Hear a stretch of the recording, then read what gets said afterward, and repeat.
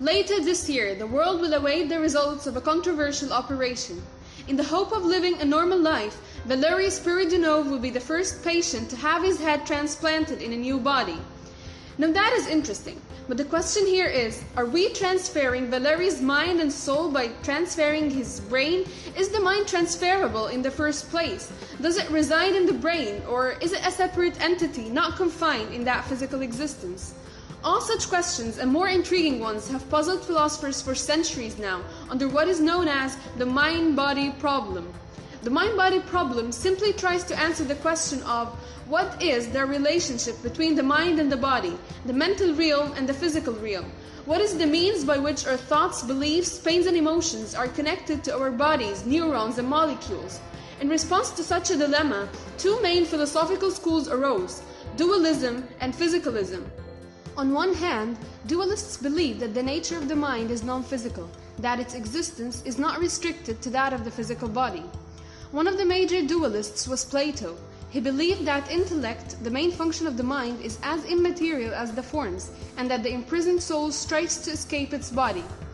Another famous philosopher, in fact, one of the strongest protagonists of dualism, was René Descartes. In his first meditation, Descartes started off by doubting all his beliefs, but the single thing he could prove to be true was the existence of his own mind. Cogito ergo sum. I think, therefore I am.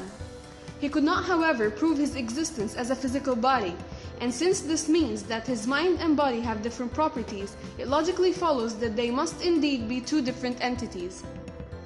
Such an argument is nonetheless refuted by physicalists by pointing out its incorporation of the masked man fallacy.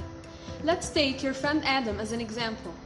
Imagine that you've been asked whether a masked man is Adam, and you responded, I know who my friend Adam is. I do not know who this masked man is. Therefore, this masked man cannot be my friend Adam. In the same sense, when Descartes claimed that the mind and body are two different entities just because he could prove the existence of his mind but not his body, he had then committed the masked man fallacy.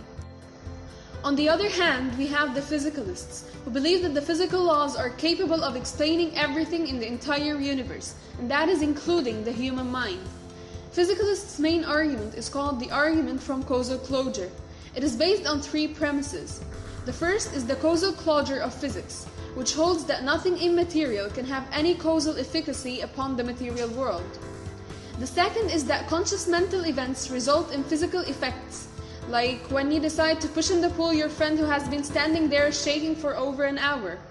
Your mental consciousness brought about the idea that caused the physical action to be carried out.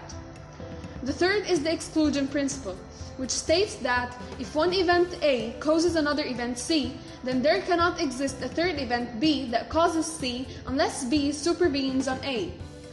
With these three premises, the argument from causal closure concludes that mental events supervene on physical ones, or that mental events are consequences of physical events. Thus, physicalism is true. But once again come the dualists. They refute by pointing out that physicalists have committed the hidden premise fallacy.